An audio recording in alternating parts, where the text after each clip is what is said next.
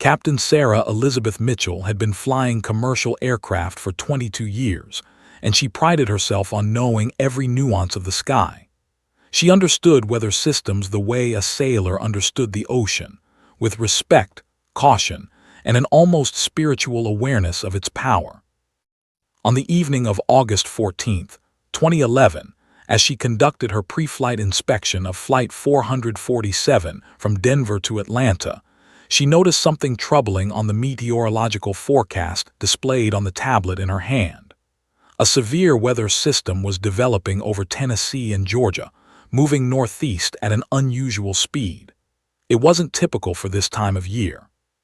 Thunderstorms in August were common, but this system had the characteristic rotation of something more dangerous. Sarah mentioned it to her co-pilot, James Chen, a younger man with only 8 years of experience but sharp instincts, and a respect for protocol that Sarah appreciated.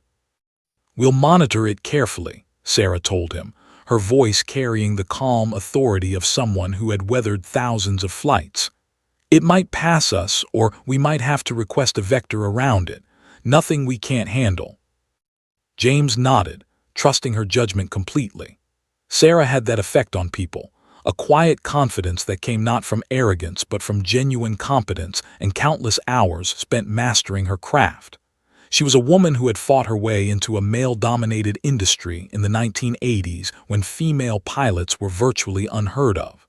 She had proven herself 100 times over, earning the respect of every crew member who'd ever worked beside her.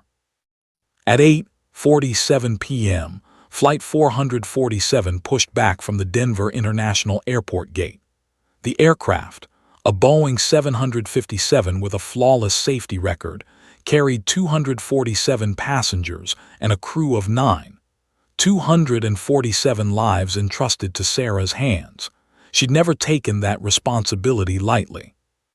During the climb to cruising altitude, she listened to the steady rhythm of the engines, felt the subtle vibrations that told her everything was functioning perfectly. Air traffic control cleared her to flight level 35,000 feet. The night sky stretched endlessly around them, stars piercing the darkness like diamonds scattered across black velvet. Everything was routine. Everything was perfect. But by 9:05 p.m., as they approached their cruising altitude near the Tennessee-Georgia border, something changed. The cloud formations below became more ominous. The radar display showed something that made Sarah's stomach tighten, a massive band of red and yellow indicating severe weather directly in their flight path. The system was intensifying far more rapidly than the forecast had predicted. Sarah immediately called Atlanta Center to inquire about the weather situation. "We're seeing significant development in that area," the controller confirmed. "We're routing traffic around it. Stand by for a vector." "Copy that, Atlanta," Sarah responded, her voice steady despite the spike in adrenaline. This was exactly the kind of situation that separated experienced pilots from the rest.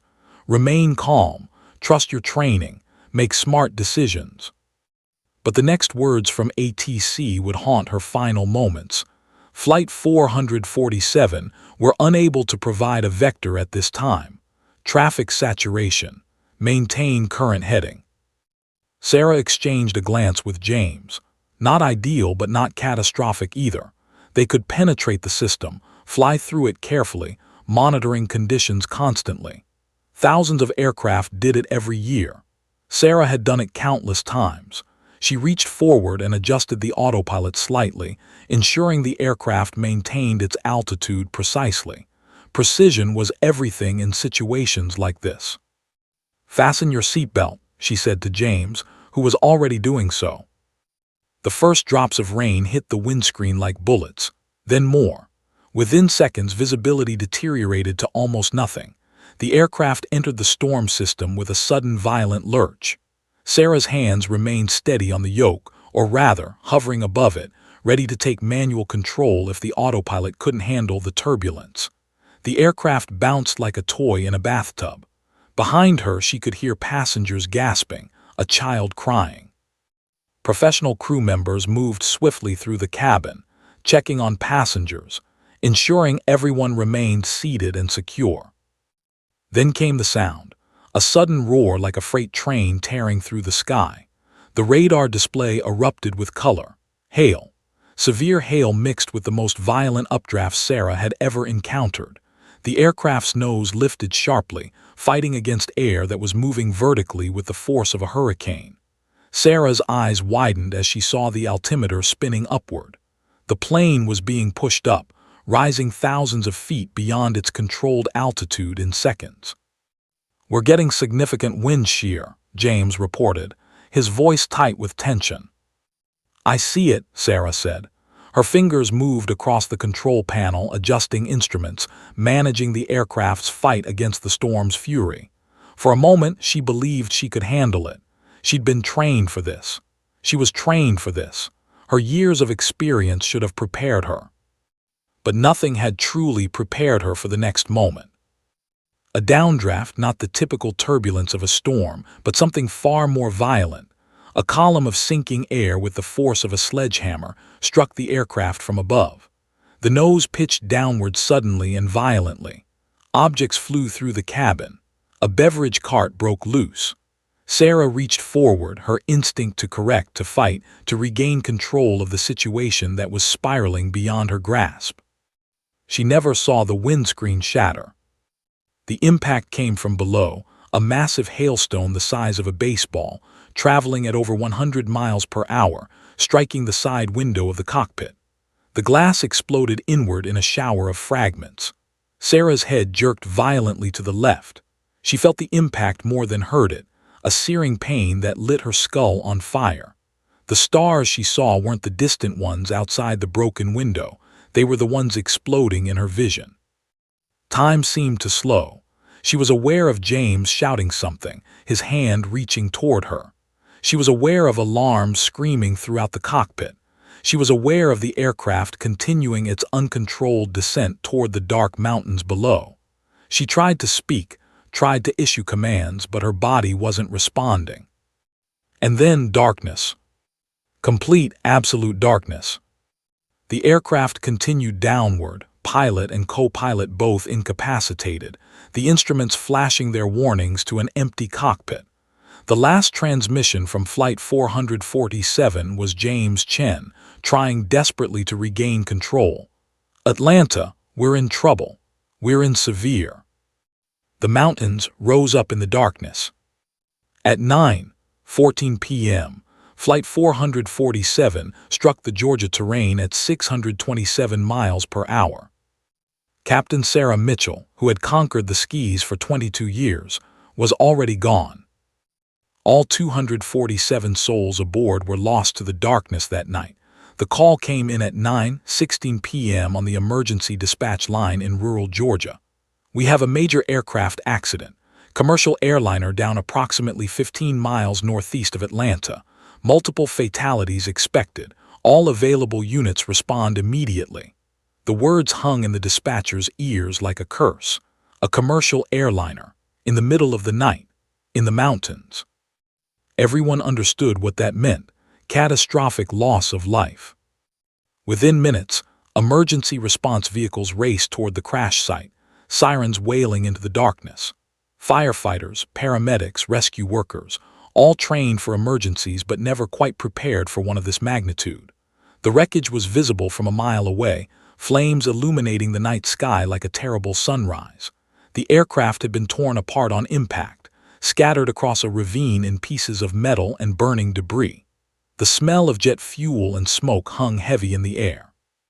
Emergency personnel moved through the wreckage with flashlights, searching for survivors. Their calls echoed through the dark. "Anyone here? Can you hear me?" The overwhelming answer was silence.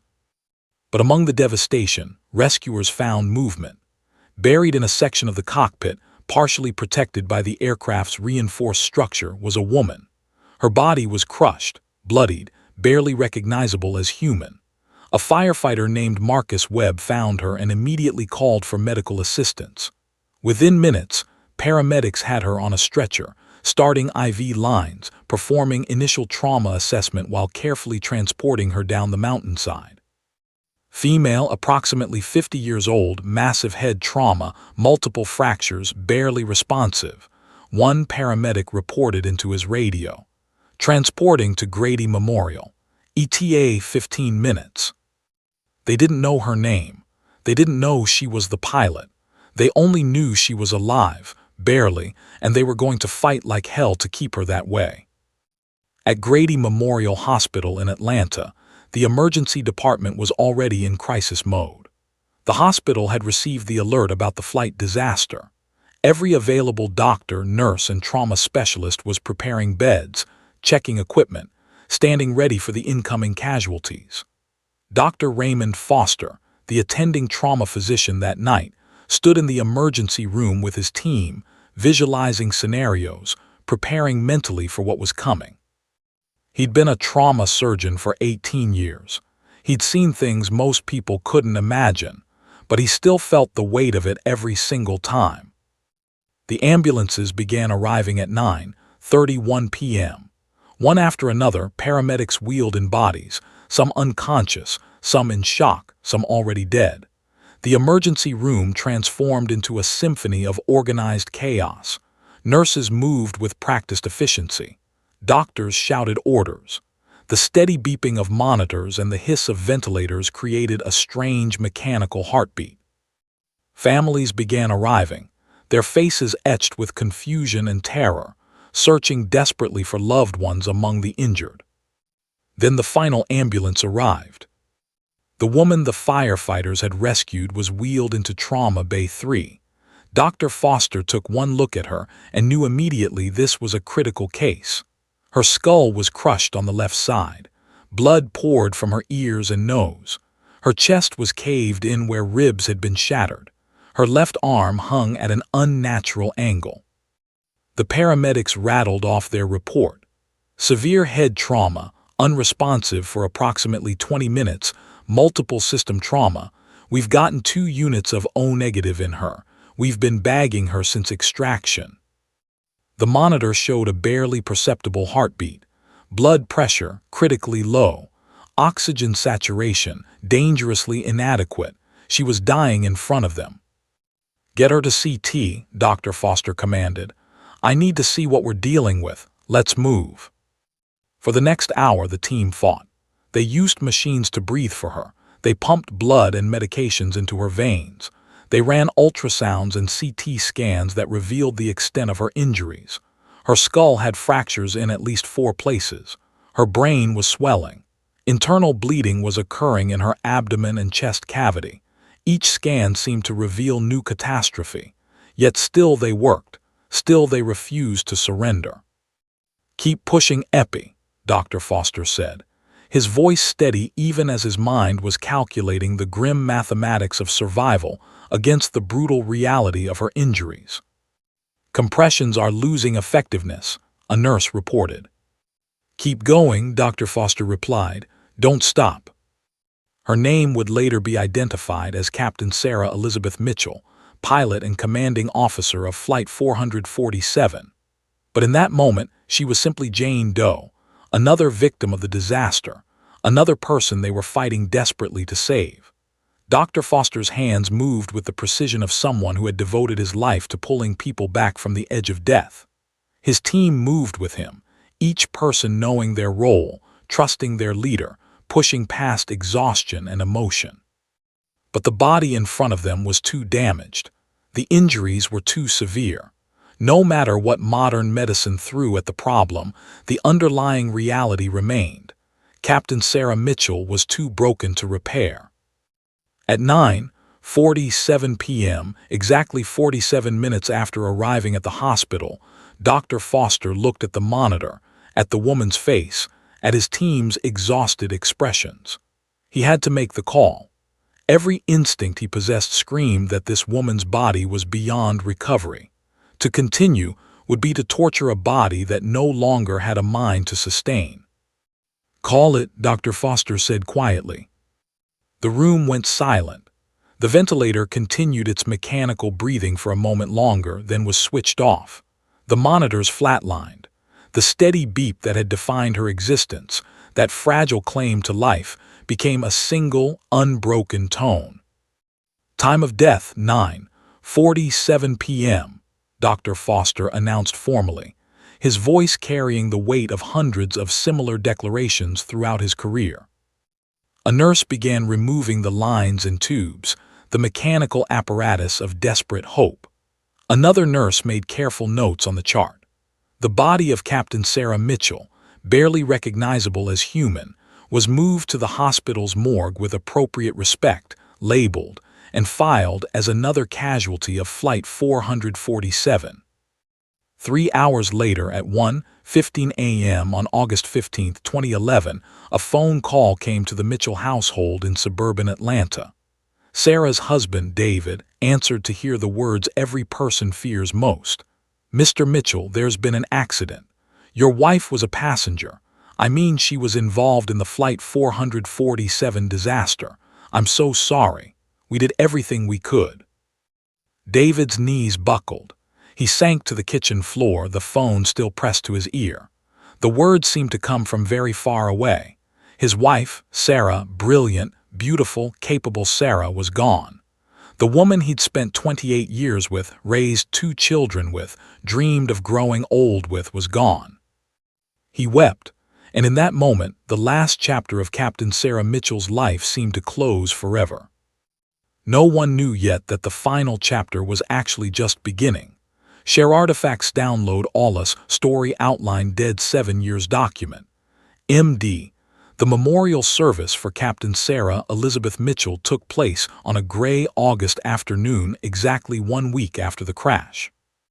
Over 600 people attended, pilots in their dress uniforms, flight attendants with tears streaming down their faces, colleagues from the airline, family, friends, and the countless people whose lives she had touched over 22 years of flying. David Mitchell sat in the front pew, his body there but his mind clearly somewhere else, lost in a fog of disbelief.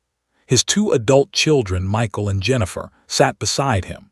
Michael was 30 years old, recently married. Jennifer was 27, just finishing her MBA.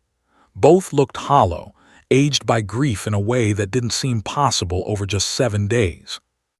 The funeral director, a kind man named Robert Chen, had worked with the family to create a memorial befitting Sarah's life and legacy. Photographs were displayed around the chapel, Sarah at her pilot school graduation, Sarah receiving her captain's certification, Sarah laughing with her family at their lake house, Sarah in the cockpit looking confident and serene. A colleague read passages from her favorite books. Jennifer spoke about her mother with a voice that broke repeatedly, describing how Sarah had encouraged her to pursue business, how she'd attended every meaningful event in her children's lives despite the demanding schedule of international flight. Michael spoke about his father's love story, how David and Sarah had met in college, how they'd built their life together, and how they'd always seemed to genuinely enjoy each other's company even after nearly 3 decades of marriage. "My mother was an extraordinary woman," Michael said, his voice thick with emotion. "She was brilliant, driven, compassionate, and she never made anyone feel small. The world is a darker place without her." As the service concluded and people filed out, friends and family embraced the Mitchell family. Hugs lasted a long time. Words felt inadequate. No one knew what to say to people who had lost so much so suddenly and so completely. The ashes were scattered 3 weeks later on a cool September morning at the Blue Ridge Mountains overlook, about 70 miles north of where Flight 447 had crashed. The National Transportation Safety Board had completed their preliminary investigation and released a statement. The crash of Flight 447 was caused by severe atmospheric conditions, specifically extreme vertical wind shear and large hail within a thunderstorm cell that exceeded the aircraft's design parameters. The crew responded appropriately to emergency conditions, but the forces involved were beyond the aircraft's capability to manage. This was deemed an act of God. The airline, deeply affected by the tragedy, announced the creation of the Sarah Mitchell Scholarship Fund for aspiring aviation professionals.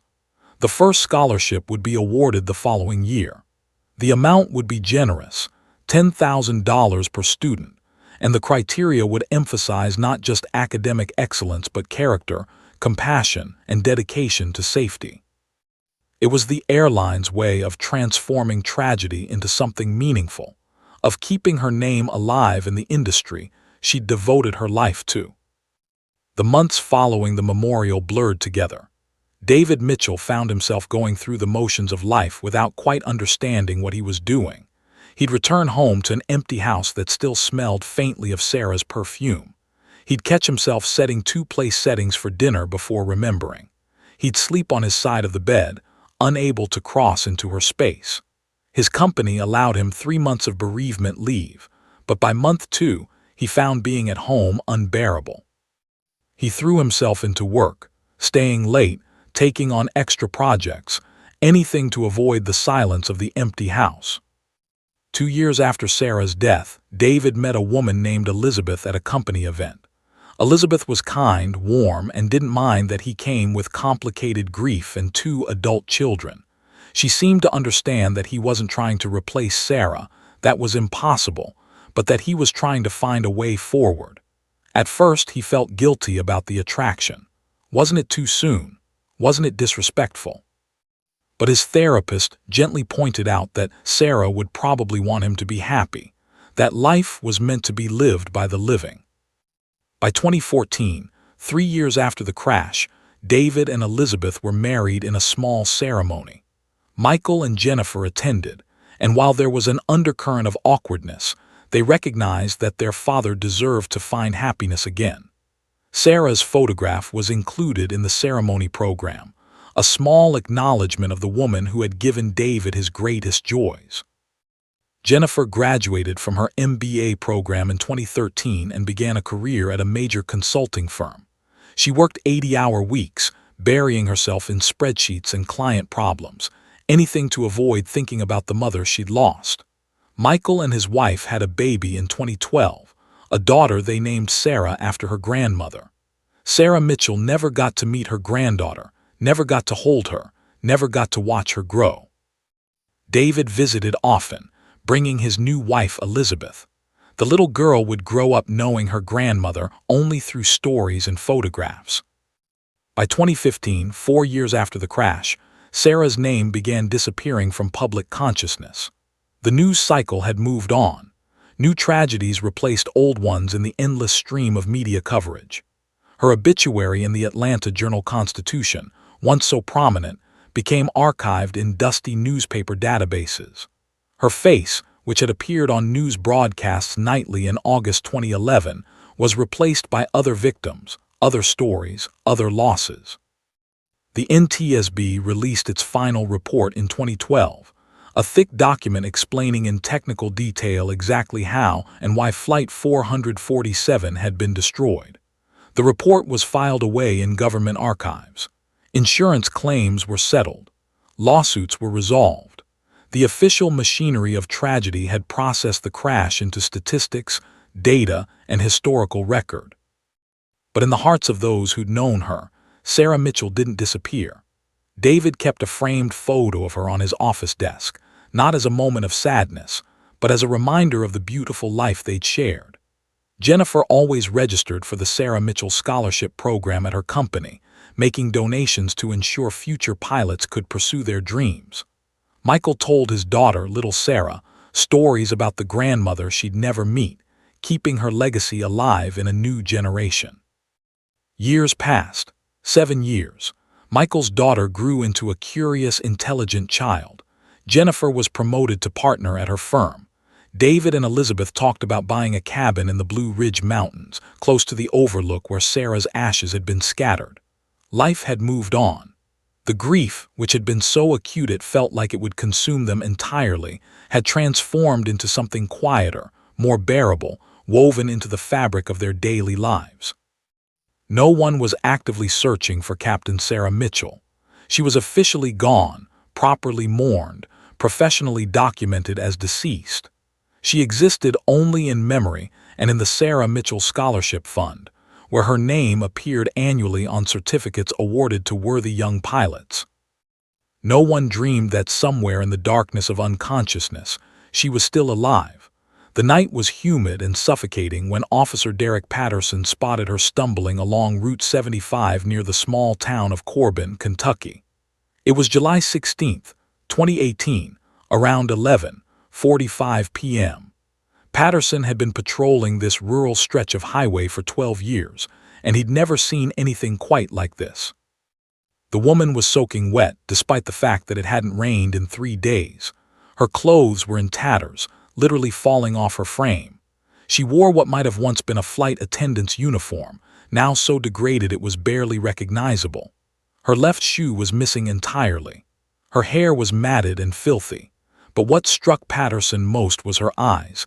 They held a wild, desperate confusion, as if she'd just woken up in a world she didn't recognize. "Ma'am, are you okay?" Patterson called out, rolling down his window. The woman stopped walking and turned toward the police car with a movement that seemed almost robotic. She stared at him without recognition, without comprehension. When she tried to speak, her voice came out hoarse and cracked, as if she hadn't used it in a very long time. I don't, where?" The words trailed off into unintelligible mumbling. Patterson immediately called for backup and an ambulance. He approached the woman carefully, speaking in the calm, reassuring tone he'd perfected over years of law enforcement work. "My name is Officer Patterson. You're safe. We're going to get you some help." The woman seemed to relax slightly at his presence. As he guided her to the patrol car, he noticed more disturbing details. She had deep scars on both wrists, not fresh but old, years old. Her left side showed evidence of severe trauma. Several ribs appeared to have been broken and healed improperly. There were surgical scars on her skull, visible through her filthy hair. Whatever had happened to this woman, it had happened a very long time ago.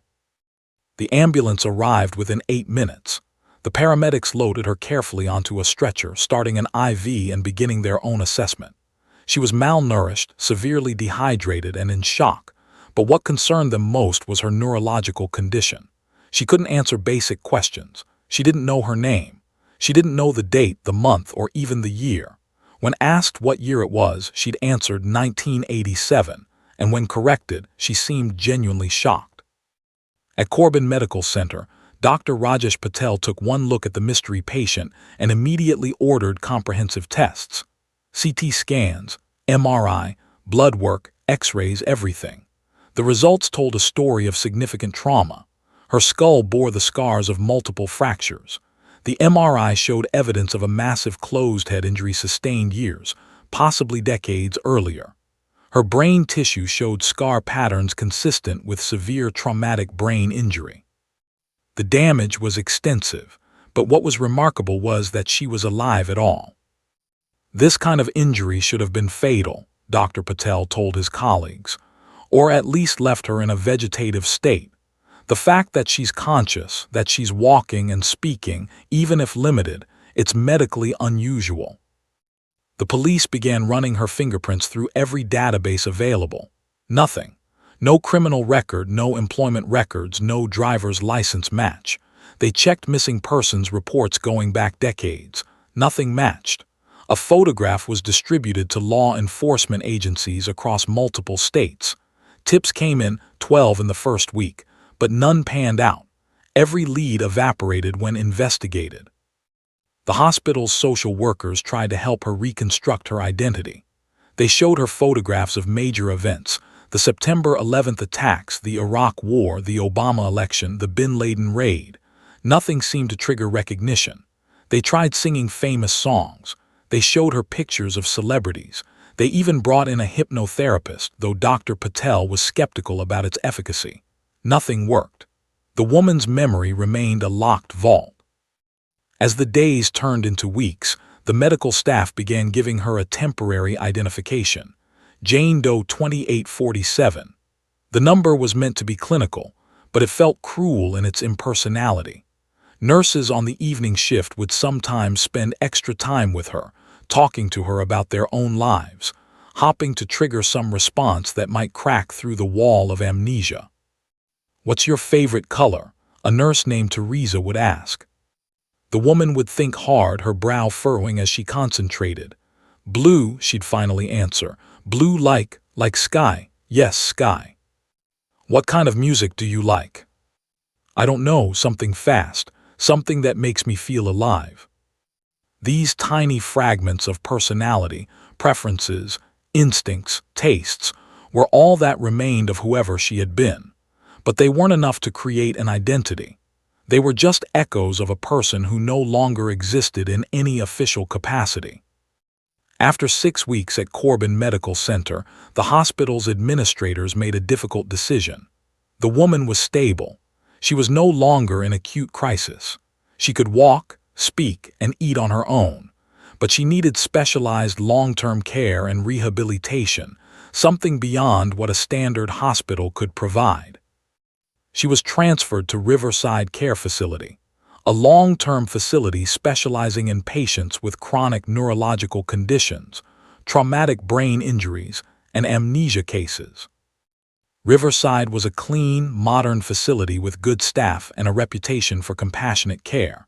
But it was also a place where people who had been forgotten by the world came to live out their days. Jane Doe 2847 was given a room on the second floor, next to a window that overlooked a garden. The staff worked with her on speech therapy, occupational therapy, physical therapy. Slowly, gradually, she improved. Her strength returned. Her speech became clearer. She could walk without assistance. She could feed herself. She could smile. But she still didn't know who she was. She spent her days sitting in the garden watching birds, listening to music that sometimes felt familiar but never quite registered.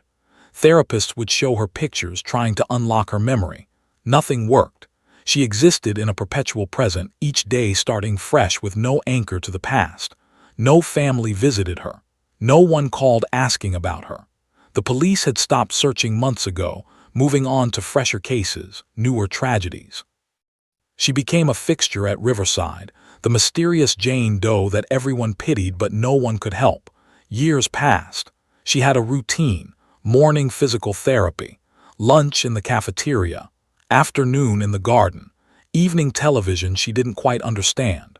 The staff learned to work around her limitations, to communicate with her in simple terms, to be patient with her confusion. The woman didn't know it, but somewhere in the world, a family she didn't remember had mourned her. Children she didn't remember had grown up. A scholarship bearing her name was being awarded to young pilots. A husband she didn't recall had remarried. She existed nowhere. She was no one. She was only Jane Doe 2847. And no one was looking for her anymore.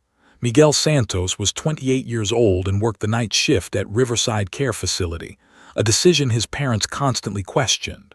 Why work nights? Why at a long-term care facility? Why spend his evenings around sick people when he could be dadding, going out, living a normal life? But Miguel had an answer to all of it: true crime. He was obsessed with solving mysteries, with connecting dots that others had given up on. Every patient at Riverside was a potential puzzle. Every mystery was a case waiting to be cracked. Jane Doe 2847 had become his particular obsession. He'd ask her questions constantly, trying to piece together her story. What did she remember before the hospital? What was the earliest clear memory she had? Did certain places trigger recognition? Did certain names mean anything? The nurses teased him about it, but they appreciated his passion. Miguel genuinely cared about these forgotten people in a way that went beyond professional obligation. It was during a particularly slow Tuesday night in March 2020 that Miguel decided to dive deeper. He brought his laptop to work during his break and opened several cold case databases. Jane Doe 2847 had been missing for over a year now, officially unidentified. He typed in search parameters: female, approximately 50-60 years old, severe head trauma, survived major accident, wrist scarred. The results were overwhelming. Dozens of cases matched some of these parameters. He narrowed it down. The woman's scar tissue suggested the injury was ancient, possibly 7 or 8 years old. So he refined his search. Missing female, head injury, 2010-2011, severe trauma. Fewer results this time. He clicked through them methodically, looking at photographs of missing women, reading case summaries. Nothing matched. He tried a different approach. What if she'd been in a medical facility? What if she died officially but wasn't actually dead? He searched for wrongful death settlements combined with head injury and female. Still nothing obvious. Then on a whim, he searched aircraft disasters combined with head injury victims. The results began populating. He scrolled through them looking at crash sites, survivor stories, memorial services. Most of the cases were recent. But then he saw it, Flight 447, August 2011, crashed in Georgia. All 247 people aboard assumed dead. His heart rate increased. He clicked on the article. The headline read, "All souls lost in Flight 447 disaster, memorial service held for victims." The article detailed the crash, the investigation, and the human cost. There were photographs. One showed a woman in a pilot's uniform, smiling confidently in front of an aircraft. The caption read, "Captain Sarah Elizabeth Mitchell, 52, commanding officer of Flight 447, remembered by colleagues as a dedicated professional and beloved family member." Miguel zoomed in on the photograph. The bone structure, the eyes, the shape of the face. He compared it mentally to the woman he'd spoken to dozens of times, the woman he'd seen in the garden, the woman he called Jane Doe 2847. Could it be? His hands shook as he clicked to Jane Doe's medical file. He pulled up the admission photograph, the one taken when she'd been found on Route 75. His mind raced. The timeline fit.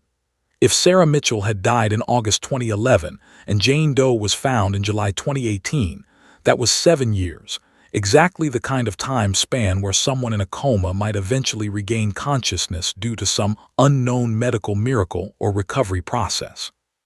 The wrist scars, those could be from medical restraints during years of intensive care. The skull scars matched the kind of injury from aircraft wreckage. But was he crazy? Was he seeing what he wanted to see? He needed evidence. He went back to the Flight 447 article and found a link to more information. There was a memorial page, and on it, a high-resolution photograph of Captain Sarah Mitchell in her dress uniform, standing next to a Boeing 757. Miguel stared at that photograph for 5 full minutes, comparing it over and over to the woman at Riverside. It had to be her. At 3:47 a.m., Miguel made a decision. He couldn't wait until morning. He couldn't tell the staff first. He had to know. He had to see her reaction. His shift didn't end until 7:00 a.m., and Jane Doe often woke early, sitting in the common room by 6:00 a.m. Miguel spent the last 2 hours of his shift in nervous anticipation, checking his watch every few minutes, mentally rehearsing what he would do. At 5:55 a.m., he found her in the common room, sitting by the window watching the sunrise, a cup of tea growing cold in her hands. She didn't notice him approach. He sat down beside her, holding the printed photograph in his trembling hands. "Jane," he said, that was what the staff called her, never the clinical Jane Doe. "I want to show you something. I want you to look at this very carefully." She turned to him with the vague curiosity she brought to everything. Language, emotion, time, all were slightly foreign to her, slightly out of focus. Miguel showed her the photograph. Captain Sarah Mitchell in dress uniform, confident and alive, frozen in a moment from before the world broke. For several seconds she stared at it without reaction. Then her breathing changed. It became faster, shallower. Her hand moved toward the photograph, hovering over it without touching, as if afraid it might disappear. Tears began sliding down her cheeks silently. "That's me," she whispered. The words came from somewhere deep, from the part of her that had never been touched by amnesia. "That's who I am. Sarah, my name is Sarah." She began to weep, not the confused crying of someone overwhelmed by sensation, but the deep, soul-shaking weeping of someone who had just found themselves after years of being lost. The medical testing that followed was intensive and conclusive. DNA confirmed she was indeed Captain Sarah Elizabeth Mitchell. The media erupted with the story. "Woman pronounced dead in 2011, crash found alive 7 years later," the headline screamed. Cable news ran the story on continuous loop. Sarah Mitchell's face, which hadn't been seen in major media for over 7 years, was suddenly everywhere again. The notification to her family came officially through the Corbin Police Department. David Mitchell received a call at his office on a Thursday afternoon. The voice on the other end was professional, carefully modulated. "Mr. Mitchell, I'm Detective James Harrison with the Corbin Police Department. I'm calling regarding your wife, Captain Sarah Elizabeth Mitchell." David's body went rigid. "What about Sarah? She died 7 years ago." "That's what everyone believed," the detective said slowly. "But she's alive. She was found here in Kentucky 3 years ago with amnesia. We've only just now identified her through DNA analysis. Your wife is alive." There was a moment of absolute silence. Then David said, "That's not possible," in a voice that sounded broken. Jennifer received the call 10 minutes later. Michael received his an hour after that. All three heard the same incredible news. The woman they'd mourned, the woman they'd grieved, the woman they'd learned to live without, was somehow still alive. But their reactions were complicated. Sarah had been gone for 7 years. They had mourned her. They had moved on. And now she was back, not as she had been, but as someone damaged, changed, incomplete. The joy of her survival was immediately tangled with confusion, guilt, and the uncomfortable reality that all of their lives had moved forward in her absence. Sarah Mitchell had been resurrected, but resurrection, it turned out, was far more complicated than anyone had imagined. Within 48 hours of the DNA confirmation, federal agents from the FBI's Nashville field office descended on Riverside Care Facility. They arrived in dark suits and professional demeanor, treating the case with the gravity of a missing persons investigation that had somehow resolved in the most extraordinary way possible. Special Agent Marcus Webb was a 20-year veteran of missing persons cases, but in all his years, he'd never encountered anything quite like this. A woman officially pronounced dead suddenly reappearing 7 years later with no memory of where she'd been or who had cared for her. "This defies logic," Webb said to his team during their first briefing at Riverside. "Someone kept her alive. Someone provided medical care. Someone ensured she received proper nutrition, medication, rehabilitation. But we have absolutely no documentation, no paper trail, no record of her existence anywhere." The investigation became massive. Medical records were subpoenaed from every hospital within a 300-mile radius of where Sarah had been found. Investigators searched for any evidence of unregistered care facilities, private clinics, or underground medical operations. They interviewed Sarah repeatedly, hoping that with time and professional questioning, her memory might return. But the amnesia was nearly complete. She remembered the airplane, she remembered pain, she remembered darkness. Beyond that, the 7 years were a void. The medical community was fascinated. Neurologists from major hospitals requested to study her case. How was it possible for someone in Sarah's condition to recover? Dr. James Whitmore from Duke University Medical Center published a preliminary paper, "Spontaneous Recovery in Severe Traumatic Brain Injury: The Mitchell Case." In it, he theorized that her brain may have been in a state of gradual reactivation, slowly rewiring itself around the damaged areas, eventually achieving enough neuroplasticity to restore consciousness. But it was all theory. The mechanism of her recovery remained medically mysterious. The true crime community exploded with speculation. Within weeks, 3 separate podcasts dedicated entire seasons to the Sarah Mitchell mystery. One podcast, Unsolved America, had investigators theorizing wildly. Was she in a secret government facility? Was she in a private hospital where records were deliberately destroyed? Did she wander the country in a fugue state, cared for by unknowing strangers? Was she held against her will by someone who eventually released her? The theories grew increasingly wild, each one more improbable than the last. The media descended on Corbin, Kentucky like a plague of locusts. CNN set up a satellite truck outside Riverside Care Facility. News vans from every major network lined the parking lot. Journalists attempted to interview staff members, patients, anyone with even the slightest connection to Sarah's case. The facility's administration issued a statement asking the media to respect the privacy of all patients, but the request was largely ignored. Sarah's photograph was everywhere. The official pilot portrait, the photograph from her medical records, the image of her that news networks used constantly to illustrate their breathless coverage. "Miracle in Kentucky. Woman dead 7 years found alive," screamed the headlines. "The Impossible Return. How Captain Sarah Mitchell Survived the Unsurvivable," proclaimed another. "Medical Mystery. Doctors Baffled by Woman's Resurrection," read a third. Sarah herself became a reluctant celebrity. She was interviewed by Anderson Cooper, by Diane Sawyer, by every major news personality. The networks fought for exclusive interviews. One producer offered her a significant sum of money for the rights to her story. Sarah, overwhelmed and confused, wasn't sure she even wanted to talk about it.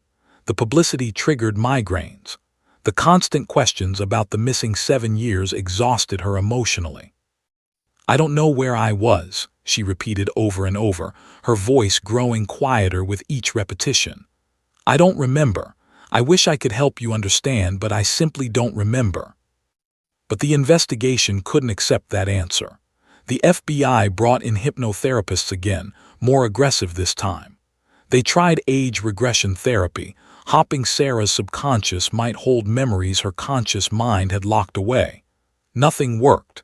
The 7 years remained impenetrable, a black hole in her timeline that couldn't be illuminated. Theories about her survival ranged from the plausible to the absurd. One investigator suggested she might have been in a private facility in rural Tennessee, cared for by a wealthy philanthropist who deliberately kept her isolated. Another theorized she'd been in a coma in an unaccredited nursing home in West Virginia, her presence hidden from official records. A third investigator wondered if she'd been in an institutional psychiatric facility, where she'd been misidentified and subsequently forgotten in the system. The airline faced intense scrutiny. How had they declared her dead so definitively? Could there have been a mistake at the hospital? Grady Memorial Hospital released a statement defending Dr. Raymond Foster's decision. Given the severity of her injuries, pronounced death was the appropriate medical decision. Her recovery defies medical science. The NTSB reopened certain aspects of the Flight 447 investigation. If the pilot had somehow survived, even in a severely injured state, could others have survived as well? Could the original casualty count have been inaccurate? They reviewed rescue operations from the crash site meticulously. No, the conclusion was inescapable. Sarah had been the only survivor initially pulled from the wreckage. Everyone else on the aircraft had been killed on impact or died in the fire that consumed the fuselage. Her family struggled with the media attention. David tried to protect his new wife Elizabeth from the worst of it. Michael and Jennifer gave a few interviews but then retreated from public view. They wanted to know their mother again, but they weren't prepared for their personal loss to become national entertainment. Jennifer found herself angry at the media's sensationalism, at the way her mother's tragedy had been transformed into clickbait. "My mother isn't a mystery to be solved," she told one particularly aggressive journalist. "She's a person who suffered something unimaginable and she's trying to rebuild her life. Can't we just let her do that?" But the media couldn't. The story was too perfect, too extraordinary. A dead woman returns, a medical miracle, a mystery with no answers. It was the kind of story that sold advertisements, that drove ratings, that kept people clicking on websites and tuning into broadcasts. Sarah, caught in the center of the storm, attempted to move forward despite the chaos. Neurologists continued to study her case. Therapists continued to try to unlock her memories. Investigators continued to follow leads that went nowhere. She gave speeches at medical conferences, attended trauma symposiums, participated in research studies. She became, in a sense, a walking mystery that the world couldn't resist examining. But deep inside, Sarah harbored a quiet fear. What if the 7 years never came back? What if that part of her life remained forever lost? What if she would spend the rest of her existence knowing something had happened to her, but never understanding what it was? The investigation continued for months, then a year. Slowly, methodically, it became clear that answers might never come. The 7 years would remain one of medical science's great unsolved mysteries. Sarah would have to learn to live with a hole in her own history, a gap in her narrative that could never be filled. She was alive. She had been given a second chance. But the price of that second chance was a permanent question mark in her past. 6 months after her identification, Sarah Mitchell made a decision that shocked everyone who knew her. She wanted to return to flying, not as a passenger, not in a small private aircraft to rebuild confidence. She wanted to return to commercial aviation, to the cockpit of a major airline flying paying passengers across the country. When she first mentioned it to her therapist, Dr. Patricia Hassan, the good doctor's pen actually stopped moving mid-note. "Sarah, that's an extraordinary goal," Dr. Hassan said carefully. "But let's talk about the realistic obstacles.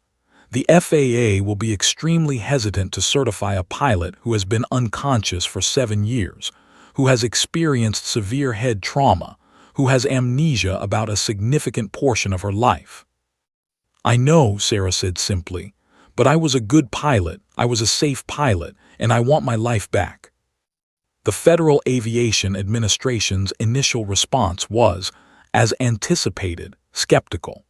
Sarah's medical file was reviewed by FAA medical examiners who specialized in neurological conditions. Her pilot's license had been officially revoked upon her death in 2011. Even if she were cleared to fly again, the process would be extraordinarily rigorous. "We need a complete neuropsychological evaluation," Dr. Marcus Chen from the FAA's Medical Certification Division told Sarah during their first formal meeting. "Cognitive assessment, reaction time testing, spatial reasoning, stress response evaluation. Everything.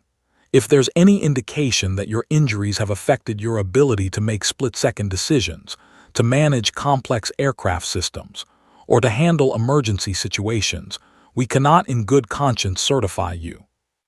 Sarah understood. The FAA wasn't being cautious out of bureaucratic obstruction. They were being cautious because the lives of hundreds of passengers depended on pilot fitness. She submitted to every test imaginable.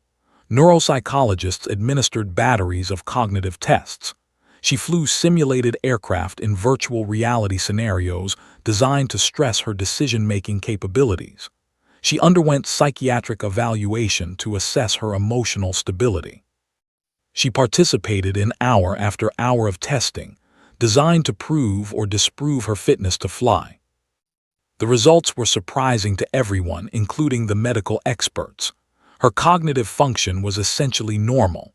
Her reaction times, while slightly slower than they had been in her 20s, were well within acceptable parameters for a 53-year-old pilot. Her spatial reasoning remained excellent. Her ability to manage multiple information streams simultaneously, a crucial pilot skill, showed no impairment.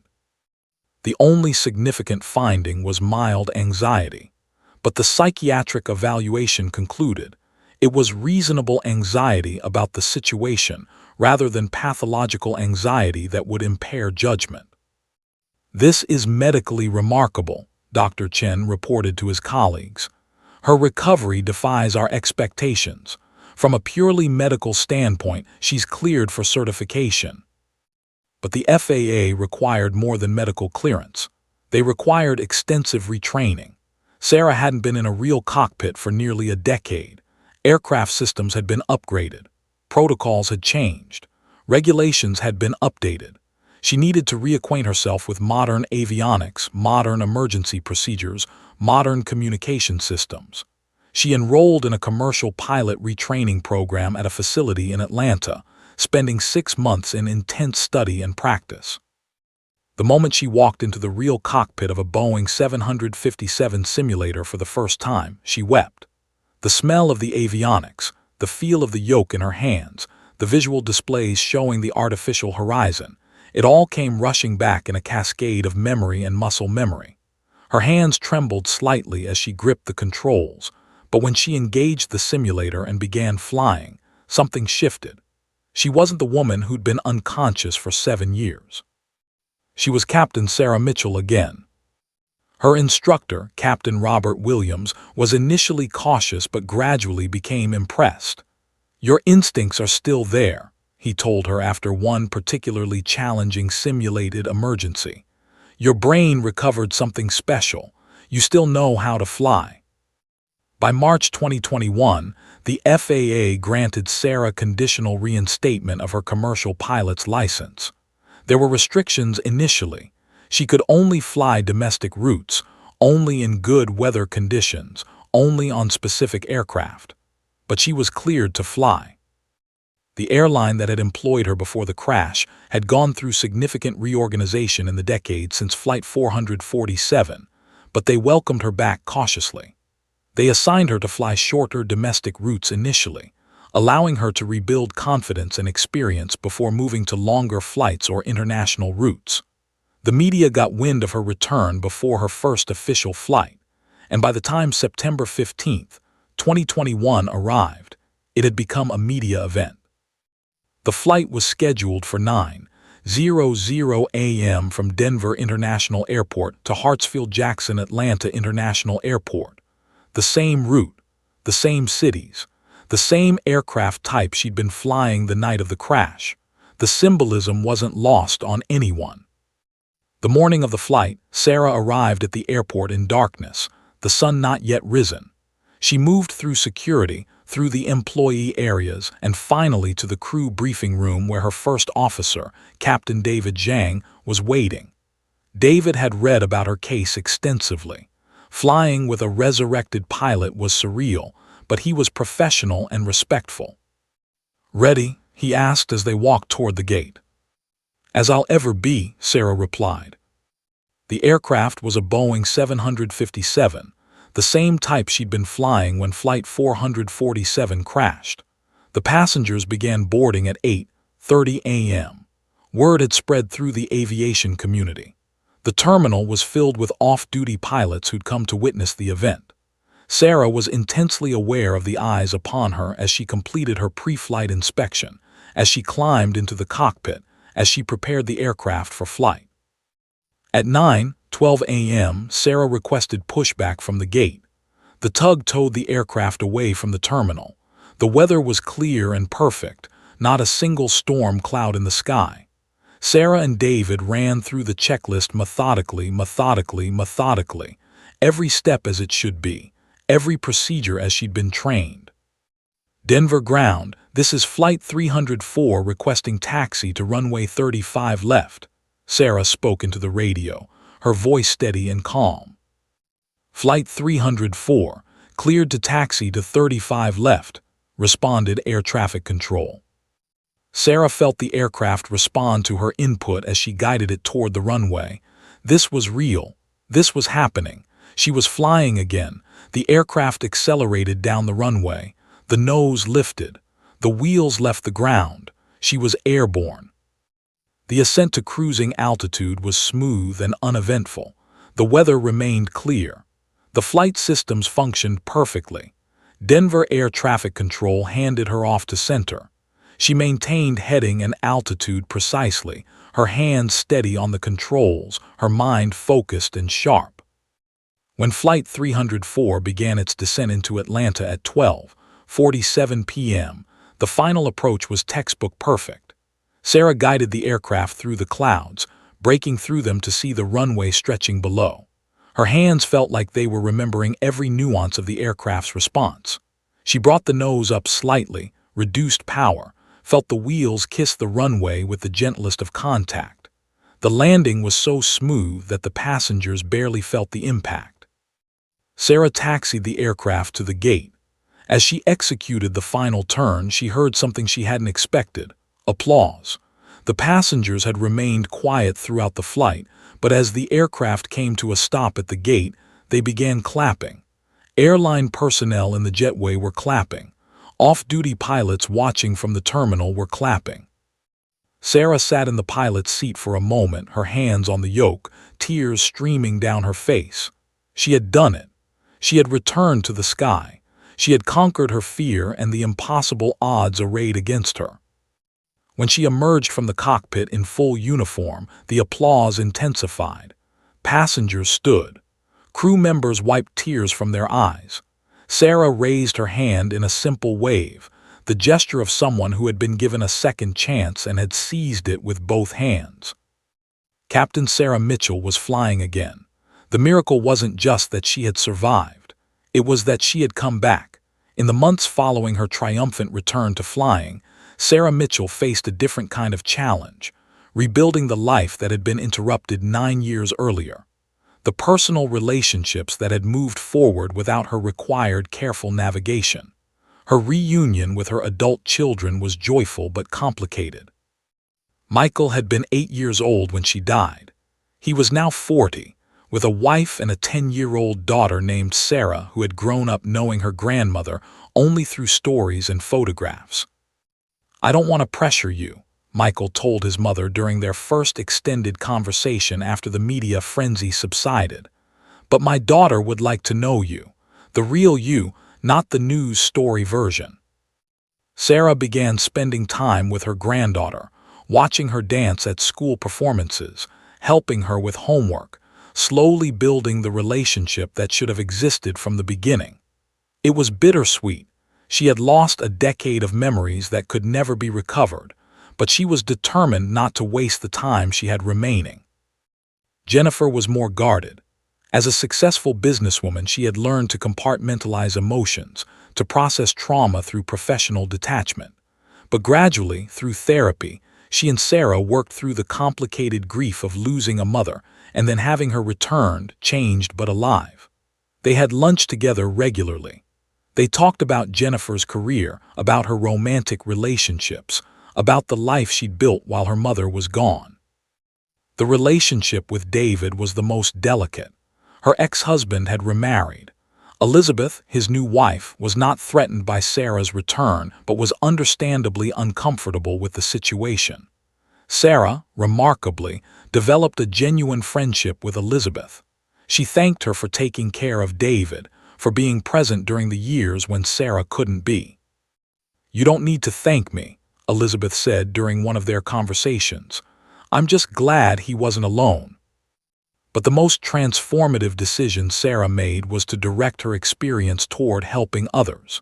In late 2021, she left her position as a commercial pilot to pursue full-time advocacy work.